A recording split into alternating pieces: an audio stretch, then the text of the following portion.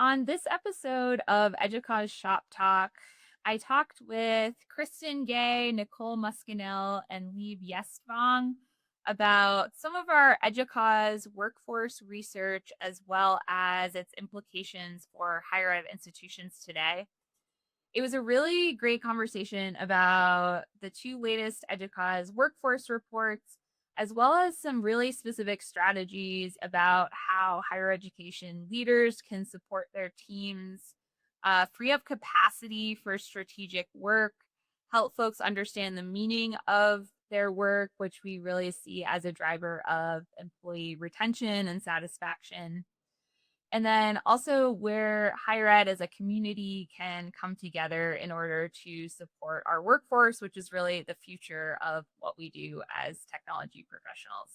So I left really inspired by even the fact that at this time where we're seeing a rapid rate of change and interruptions through AI, technology advancement, there's really an important focus on people focused leadership.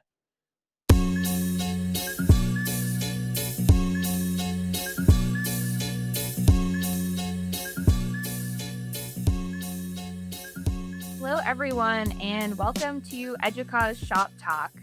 I'm Sophie White. I am a Senior Manager of Program and Content Marketing at EDUCAUSE, and I am your host for today's discussion. We're really thrilled to have three special guests with us today to talk about workforce development in higher education, technology literacy, how as higher education institutions we can support our people in order to make sure that we are well set up for the future and also taking a human-centered approach to the work that we do. So I will introduce them and then we'll jump into the discussion. First, we have Liv Gjestvang. Liv is Vice President and CIO at Denison University, where she leads technology strategy, digital transformation, and AI innovation. Before Denison, she held leadership roles at AWS and The Ohio State University and is winner of the EDUCAUSE Rising Star and Community Awards. Her work today sits at the intersection of technology and humanity, exploring how we can embrace emerging technologies while developing the curiosity, creativity, adaptability, and human connection that will matter even more in the future of work. Thanks for being here, Liv. Yeah, thanks for having me. Great. And I love your bio. I'm really encouraged by how we can foster curiosity and connection when we think about the future of our work together. Next up, we have Nicole Muscanell. Nicole is a senior researcher at EDUCAUSE. She holds a PhD in social psychology and has more than a decade of experience in higher education, including roles in research, instruction, and academic advising. Her research examines emerging challenges and issues in higher education with a focus on how people and institutions respond to technology and change. Thanks for being here, Nicole. Thanks. Always a pleasure. Great.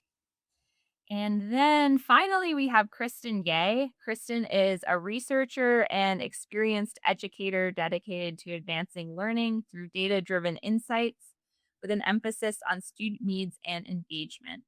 As a researcher at EDUCAUSE, she leverages her expertise to explore emerging trends in technology and higher education. Thanks for being here, Kristen. Thanks for having me. Great. And anyone who's watching on video, Kristen also has about the best bookshelf collection, color-coded, that I've ever seen. So I always appreciate that. It's sort of like a Where's Waldo, if anyone is looking. You can see. I think yesterday someone spotted The Watchmen, so. Mm-hmm. I love that. Classic graphic novel. Yeah, that's right. Great. So we're here today to talk about work in higher education. And as part of this, EDUCAUSE released 2 workforce research reports this summer. So we wanted to just start by talking about a few of the findings from those reports, and then we can talk about how this applies to the institutional perspective. But Kristen, can you start by telling us a bit about the report that you authored and some takeaways for higher ed institutions? For sure. And I'll actually start just briefly outlining some changes we made this year because Nicole and I, as we were planning the workforce reports for this year, we're looking back at some of our findings I'm realizing that we're consistently hearing from IT, cybersecurity, and privacy and teaching and learning professionals a really clear message, which is that we don't have enough resources, our workloads are excessive, we're not seeing the action that we need to see on these issues to have meaningful change, and that things are changing so rapidly all the time with technology and with external forces and with budgets. And so we were curious this year less about what is happening and why, and more in how are teams actually responding? How are they navigating the sustained change and the sustained resource constraints that we were hearing about every year? And I'll start with my report. It was really interesting. I think one finding was that sustained excessive workloads really limit a team's capacity for strategic thinking and planning. And so, this sort of reactive mode that many have been locked in, and I know Nicole will talk more about that. But one of the risks here is that teams aren't able to kind of look ahead and think about what's coming and think about refining their work because they're constantly responding to new things. And so that's been one challenge that was sort of interesting that emerged in our work. And they're kind of having to get into this operational reactive mode. Another finding that I thought was really important was that teams are really having to absorb a lot of the change that's happening internally. And so when they're not receiving more resources, they're telling us we're having to just add to our workload. We're adding more responsibilities to our plate, and we're having to reorganize our teams and our roles a bit. But how sustainable is that? That's kind of a challenge that I think came up in both of our reports. If these teams are having to just constantly add to their plates, because I think what we saw is that everything is a higher priority right now. And what's the old adage? If everything is a priority, nothing is a priority. I think a lot of teams are really feeling that right now. And I'll hand things over to Nicole to talk about your report. Yeah.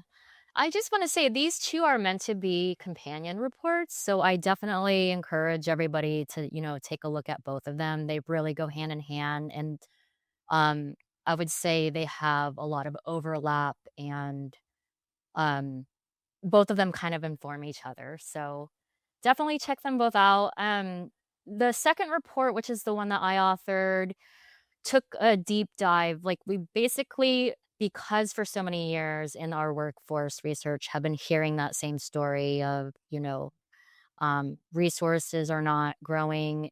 In fact, in many cases, we're losing them. But the work is growing and the complexity of that work is growing. And so we keep hearing this story. And I think the goal with the second report this year was to do a little bit of a deep dive to really take a close look at, okay, why is this seemingly like a never ending thing that's going on? Why is this a problem time and time again every year? And why does it seem like, I want to say, a lot of institutions aren't able to really make a lot of gains in this area? And so the second report focuses on what we're calling the cycle of reactivity. And it's this self perpetuating cycle that I think many institutions are finding themselves in right now. Where in it, this highlights some things that Kristen just pointed out, but it's basically this cycle that starts with, okay, teams are stuck in reactive mode. That leaves less time for them to prepare for the future and to build capacity for the future. Right. And then new disruptions, change, and new constraints come along. And now you find yourself back at like square one. So, okay, we didn't have time to prepare for this new stuff.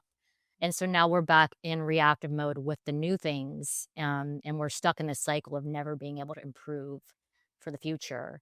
And the key thing here is that this continues to go on and on and on if there's no significant intervention to break that cycle. And so that's kind of the theme of the whole report. And it just takes a look really deeply at resource constraints specifically. Mhm.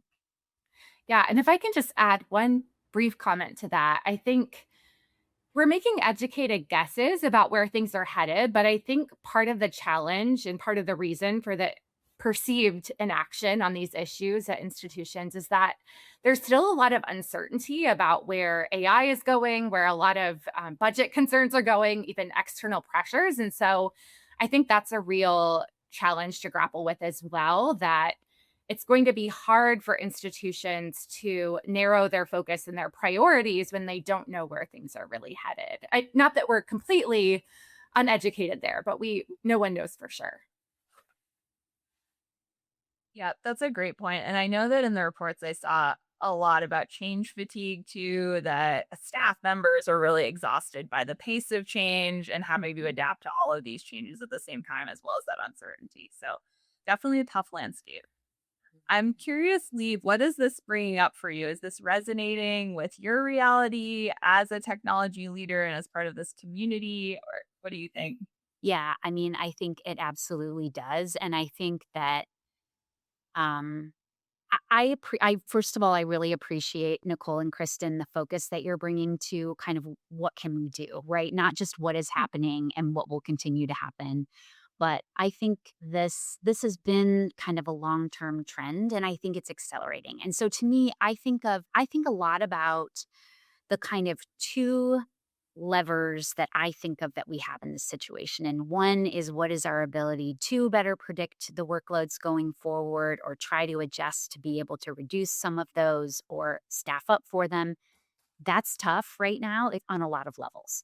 The other kind of lever that I look at is, what can we do as colleagues, as leaders, as a community, to think about how do we care for our teams and how do we structure the ways that we work together to be able to better handle this challenging and kind of rapidly changing context. And so I think that, the truth is, there are a lot of headwinds in higher education right now, and they're challenging, I think, almost every different kind of institution, from budget pressures to, you talked about AI and uncertainty around what work looks like and where and how that work gets done. So those things, I think they will be with us for the foreseeable future. But I do think that uh, there are a lot of ways that we can think about how we better support our teams to be able to navigate through this kind of an environment. And I will say too that I think it's important that it is not just senior leaders who can influence some of the cultural improvements that I think help. I think it's really good to know that lots of people without explicit authority can show up and engage in ways that can help their communities handle these things better. Um, there's some things that we've tried, and I have some ideas about what some of that is. But I'll just start, and I'm curious, Kristen and Nicole, and Sophie, what you would say. I think that, there's a lot of historical research on this, but I think that giving people meaningful work to do, it's why most of us are in higher education, ensuring that we have some level of resources or um, kind of roadway to be able to actually engage in and deliver on that meaningful work and have an impact, and then feeling appreciated and recognized for what you do. To me, those seem like really important elements of what helps keep people engaged and motivated. I'm curious about what else you think some of those kind of cultural factors are. Yeah. And I can jump in briefly here that, in our report, we found that even though there are all of these issues, overall, a majority of respondents still felt positive about their institution's direction and where they were headed. And the most frequently selected reason for that is because they felt like there was an impact on students. If they felt like there was a clear connection to the work that they were doing, between the work they were doing and student outcomes, they felt way more confident in where they were headed. And so I think that's another piece to lean into at the strategic level. Having all of these priorities is not going to encourage buy-in if there is not that clear connection to impact. And it was interesting you mentioned meaningful work, because we also saw that respondents who plan to stay at their institution and not pursue another job said that meaningful work was the top reason why they wanted to remain at their institution. So those may seem like simple things, but I think they're actually very important to a lot of people. Yeah. Yeah, I agree with both of those. And I would say, this is not something unique to our research, but I think workforce research has shown this more generally. It's good to have friends at your work. And so part of that cultural component is we know that there's better retention and better satisfaction with your job if you have some good friends that you feel like you can trust. And so I think that's definitely part of it. So team build, the ability to, connect with your team and do team building probably matters greatly. And then I think another really important thing that we saw in the second report is um I think right now culturally there's not really a lot of like support for a let's have focused time to really hone in on our work and like focus on a single thing. Yeah. And one of the things that respondents said that they need the most right now is uninterrupted time to focus. And so I would say if institutions could figure out how to work that into the culture where like it's okay to not being paying attention to 10 things at the same time, that would probably do a lot and it would feed into the things that you all bringing up too. So like I think people would see more clearly the meaning of their work if they have that uninterrupted time because then they have like more space to actually see what impact they're having and what sort of progress that they're actually making. Yeah. I think that's huge. And this is where I think that, at many levels of the organization, we can make small changes that are kind of within our power. I'm sort of a believer in when there are opportunities that you see to make work better, that it is worth just diving in and trying to make them happen. I work pretty closely with our HR team, but I am a big believer in piloting, like giving something a go to see what happens. And so, I think at any level of an organization, if you see an opportunity where having time to, as you talked about, Nicole, to be able to kind of dig into a meaningful project would be helpful. What are some ways you could imagine that that might happen? And is that something you could pitch, to your team or to your supervisor if you're part of a team? I did started something last year in July where I just canceled all recurring meetings. So that just meant all my one-on-ones, all of our leadership team meetings, our all team meet. We had a potluck instead of an all team meeting, which was nice.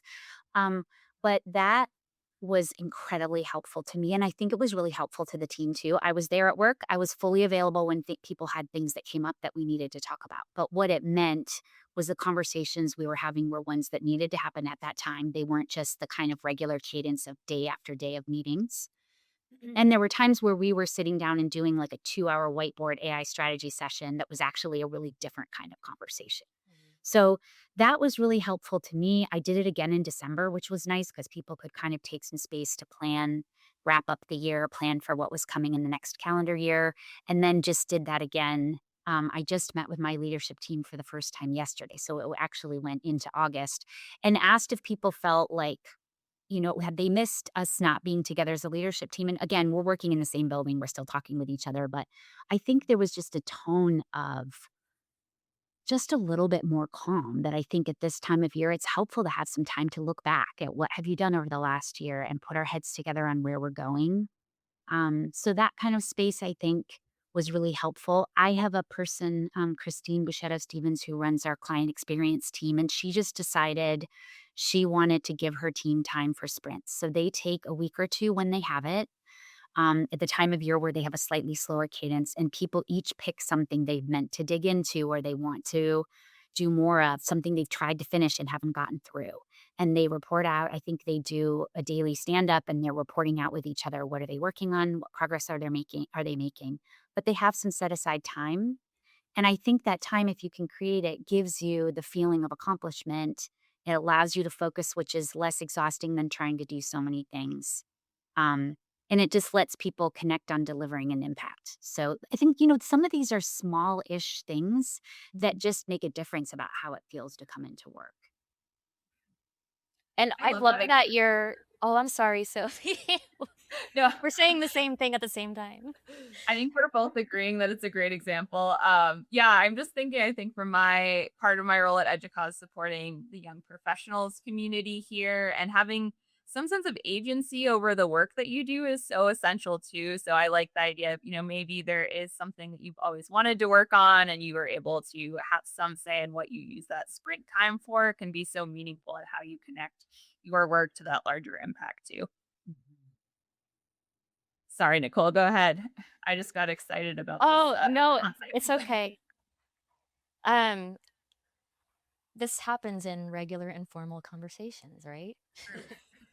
No, I was just saying, I think it's really helpful that you're sharing a really like specific examples because I just did a webinar on my report, and I think what we're hearing from the community is like, okay, but like really, how do we get started? Yeah.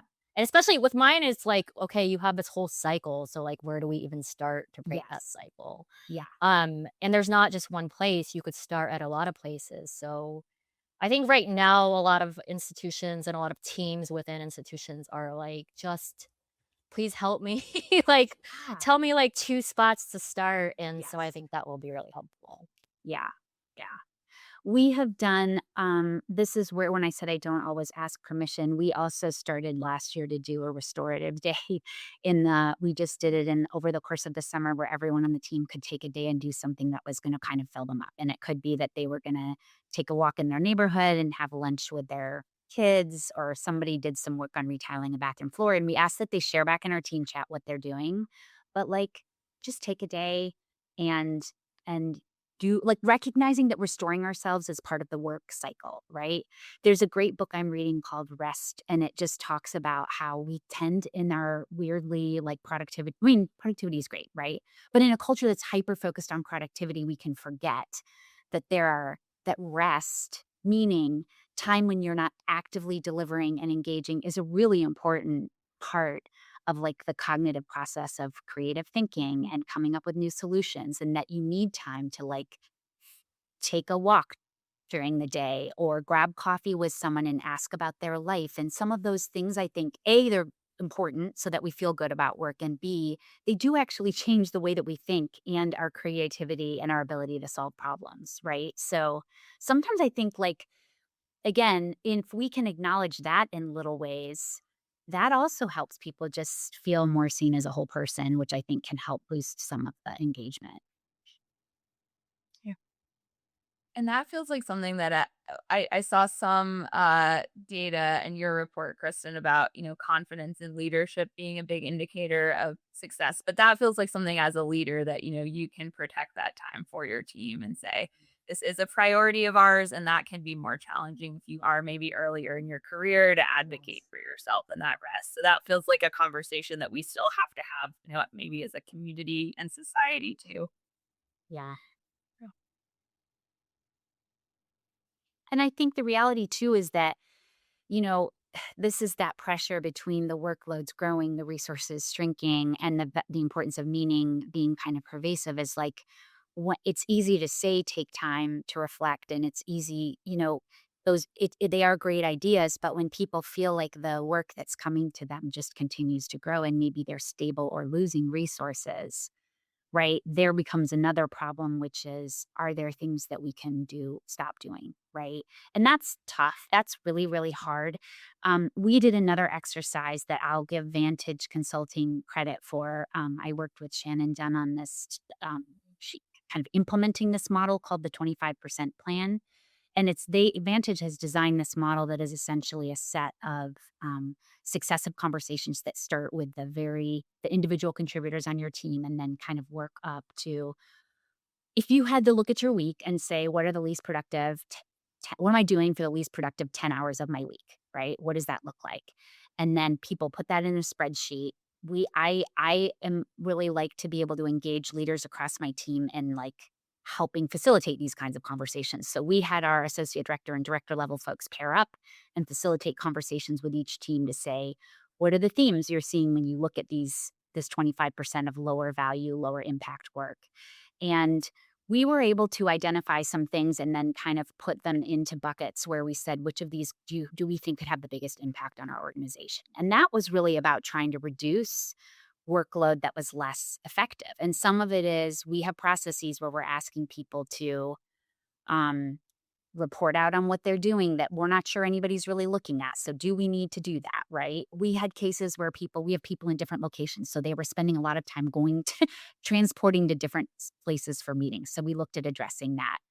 We had a couple of technical processes that could be more efficient, and we just had a team cross divisionally who got together to say, we're going to just sit down again for like a concentrated amount of time and we're going to fix this, which no one had taken the time to do because it was somewhat complex. But once the right people were in the room, they were able to fix that process. And suddenly the kind of perpetual drag of that process that wasn't efficient was tidied up. We're doing some things with meetings, meeting efficiency. So, I do think there are ways that we can be proactive to say, how do we change the way we work? And sometimes, like, are there things we're not going to do anymore? And that takes a little more leadership buy-in. But I think those are important conversations to try to have too. Yeah, I think that was a very clear message in the second report, through not only our survey, but also through the focus groups, was we need to prioritize because, I mean, even just from a like realistic sort of mathematical perspective, right? You can't do more with less for a sustained period of time because it just doesn't, like, that equation doesn't actually work. And so I think what we heard a lot from our respondents and our participants was, we need to learn how to say no to some things, and we just need more decisiveness from our leadership. Like, we just need people to just help make decisions so that we can be like, this is the thing we're moving forward on. This is the thing that we're going to pause for right now. Yeah. That's a really, and I really appreciate that insight, Nicole, because, and I think sometimes it's like good to remember the power as an employee of saying that to people, right? I had a really interesting moment where I had been coming to my leadership team to say, like, let's work together on how we clarify our goals for the year and let's figure out what system we use. And my team at the time didn't come to me. They came to the head of the PMO and they were like, will you just please tell us what to do? Like, we don't need to co-author every process in this organization. Like, just figure it. We need the leadership to just figure it out. And that was like, nobody had said that to me, but it totally made sense when I heard it. And this is where I think sometimes for individuals on teams, if you see something where you're like, tell us what the priorities are, and you have a person in your org up the chain that you can tell that to, sometimes people don't actually totally know what specific things are going to be helpful to the team. I love that. That reminds me of my first job out of grad school. I learned a lot from this person on a team who would go to our boss and say, I have these two projects. Which one is the priority? Like, if I only have this many hours in this week, which one gets the most of my time? And that worked really well. She got great answers. And I know that's not always possible, but you're right that that's a sort of step that's more within our control, I think, to ask for that clarity. Yeah. We had a great quote in the report. I think it was something along the lines of, give us clear leadership and we will follow. Yeah. Yeah. I mean, makes a lot of sense. It feels like there's a nuance there because we've talked about, the value of people seeing the meaning in their work. And sometimes you have to co-create things to find meaning in it. But it sounds like kind of a matter of knowing your staff and understanding what drives them and excites them so that you can figure out, where do they just need a list of priorities and where do we want to work together on this? Yeah. I was curious, Nicole, in the Breaking the Cycle of Reactivity, I was reading that one and there was a quote from a respondent about doing a service reduction planning activity. And that was a new phrase to me. I hadn't heard of, a deliberate attempt to look at where are we thoughtfully reducing service as an IT organization and how do we communicate about that. So I thought that was interesting too, just in terms of not just having someone bring up a priority or project and then having to fit it into this existing collection of tasks, but actually looking thoughtfully of where are we maybe going to reduce some of our service and how do we communicate that to the institution.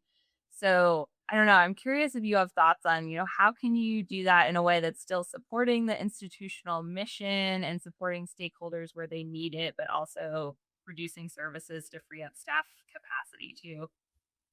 Yeah, I think a lot of it just kind of relates back to the examples that we just shared, right? And um it essentially is just a prioritization task.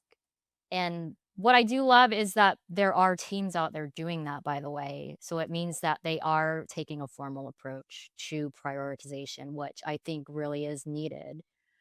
Um, how they're going about that though and saying, these are like I think that person was in IT services, but um like how you decide on that team, okay, like which IT services can we cut? I don't know that I can provide any sort of real feedback there. But I mean, I kind of like, I think things that Kristen and Liv just shared, it's like, okay, well, at least for this period of time, like, what's the lowest priority? Um, and so just kind of at least listing those things out and just figuring out where can we do a little give and take, I think is really good. And it's if that can be a little structured, I think that's good and it helps teams, really get through that in a much more organized and meaningful way than just trying to randomly guess each month or each week, like, this is what we're gonna do and we're gonna ignore all these other things. I think kind of creating some sort of process and structure for that is probably very helpful.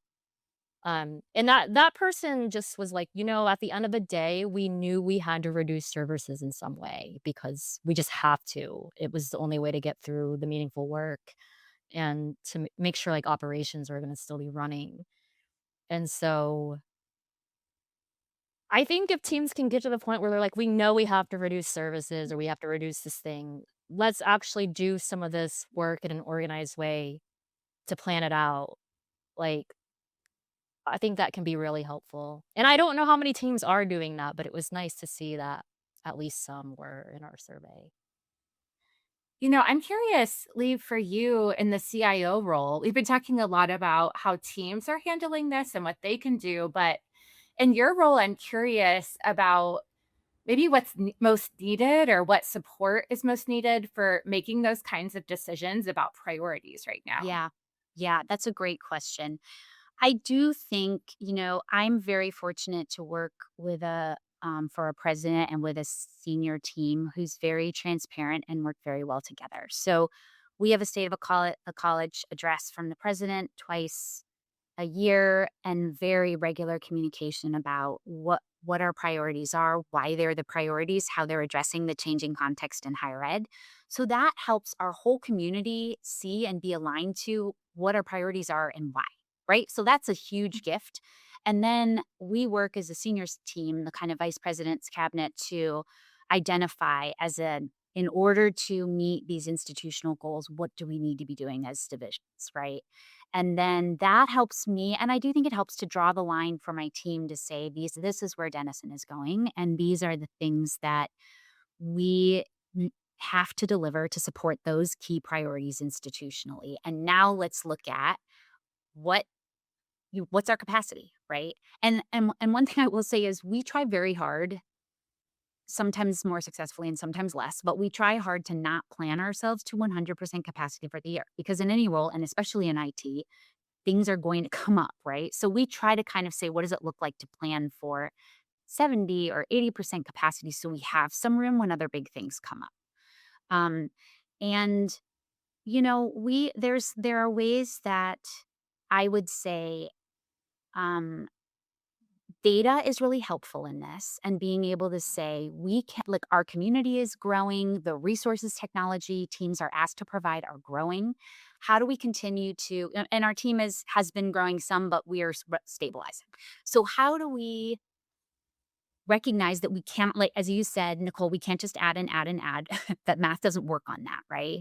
How do we determine if we want to do the most important things well? That means that there are some things we're not going to do, or we'll be doing everything halfway, right? And so being able to say these are some things that we think we could do differently. And I'll give one example, which is that we've been looking at our software contract procurement. And for large software contracts, we do these as an institutional prioritization review. Do we have funding? Is there business purpose? And then we go through accessibility, security, FERPA, all the different reviews. With smaller contracts that are coming up divisionally or department needs something, we are kind of doing these one-off assessments, which are growing. Are these tools secure? What are they training on our, their AI tools on our data? And so we've just said, listen, we have to shift the way that we look at these smaller contracts because they add up. And my cybersecurity team can't review 40 projects a semester to see if they're secure. We have to start. And then I got with the general counsel, I got with a finance office, I got with my deputy CIO and cybersecurity and said, what's the first driver on making a decision about a contract? It should be business purpose. So how do we start by identifying, do we have a business purpose for this? If we do, is it likely we'll have budget for it? And if those things are true, and we agree that it's an institutional priority, then let's kick it over to accessibility and cybersecurity review, right? So it's a and I think if you have access to a team who wants to collaborate, that can be a really meaningful process because it reduces overhead for everyone. So I think those are some of the kinds of things. I think data is helpful if you have to reduce services to be able to say, we're looking at our service desk and we know that the least busy usage is during these times. We think we could cut Sunday afternoons and be pretty much fine, right? Or communicate openly to the community. But I think data can be great at looking at where the greatest need is and where sometimes I do think on our teams, this like 20% extra stuff can take, a vast majority of our time. And so how we can tidy up some of these things that are lower priority, but just can be super absorbing. Knowing what those things are is a great place to start. Yeah, that's a great example, I think, of how, as a CIO, you can be a protector of your team to make sure, if there's something that they don't necessarily need to go through the mental load of evaluating, you're protecting them from even being exposed to that.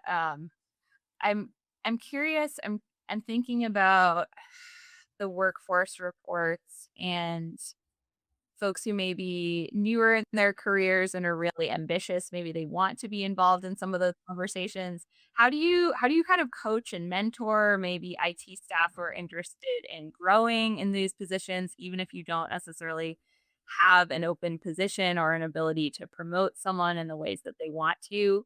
How are we supporting our community in that way? Yeah, I think that growth is another huge motivator and investment, right? People particularly in our community, want those opportunities. So we try to look at, what are the ways we can invest in people's growth. We're fortunate this year to be sending a number of people to EDUCAUSE in-person annual conference, and we have a few people doing the virtual. And so we said, how many times do we send people to a conference and they're really excited and all this great stuff comes their way, and then they come home and it's like back into the grind and it's hard to retain. So we said we were going to do an EDUCAUSE Jumpstart program. So we have our community of people who are attending virtually or in person getting together. We each have a document where we're capturing what's an important takeaway for us at this year's EDUCAUSE. What's a connection we want to make? And then I can't remember. There's a couple things we're thinking about in advance. We'll get together this in early September and talk as a group around what we each want to get out of the conference. We are meeting together as a team there on site. And then when we come back, we're going to talk about how we're putting that stuff into play. And so that's a small thing, but it can help people be able to go into a professional development space and actually walk out prepared to take the impact with them. And I think we can sit as a team and say, what do we as a team really need to know right now, right? Do we need to pay attention to limiting our service catalog? Do we need to pay attention to upskilling our entire workforce on AI? What are some of the things that can help us gather that information and be intentional about it? This again comes back to if you can carve out a little bit of time to be thoughtful about what's most important. I think it helps you get more out of the places you do spend your time. Yeah, I think that's a great example. And Kristen, I know in your report, focus on professional development was definitely brought up as, an employee retention priority. People want to understand that their institutions are supporting them in some way. So I love the focus on, let's make sure that this is an intentional exercise to make sure that professionally, personally, people are getting what they can out of this experience. And then it's also, it sounds like, connecting back to the institutional strategic goals too. Yeah.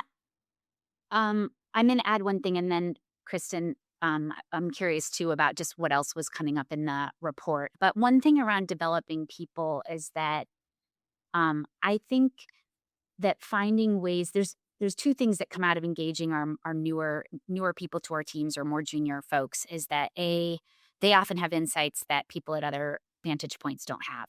And B, it starts to, as you said, Sophie, starts to develop your leaders and engage people who want to have an impact.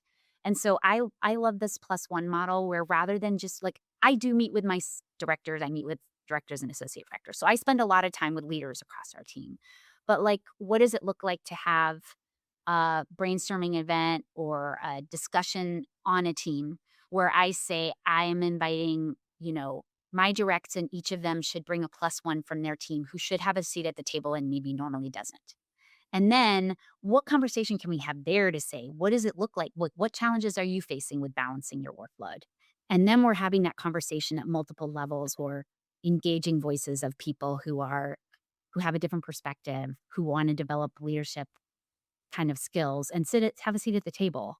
So I think there's lots of ways to be intentional about it if we can find the time to like carve out a little bit of space to do it. For sure. And in the report, I think it was interesting that when we asked about the most important competencies, human-centered competencies really rose to the top, like adaptability and communication and collaboration.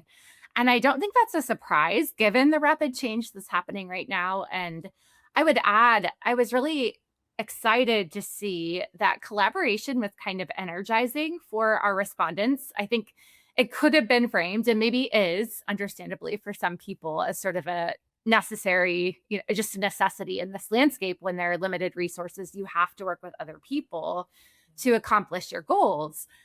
But I think people were actually really excited about that. There was a lot of positive response to collaboration and getting to be a strategic partner with other areas of the institution. One focus group participant shared that we've talked a lot about collaboration over the last decade or so, but now we're actually having to do it. Yeah. And that's been, I'm sure, challenging in some cases, but also really exciting to get to grapple with some of these really big problems with other areas on campus that have different expertise and that come to these challenges with different perspectives. And so that was exciting to see that, yeah, there's some energy there. It's not all negative. I actually would love to bring in some results from the cutting room floor on professional development. Exciting. Go for it. This wasn't in our report, but it's not because we didn't think it was important. We just kind of we're trying to tell this really tight story and we had limited real estate.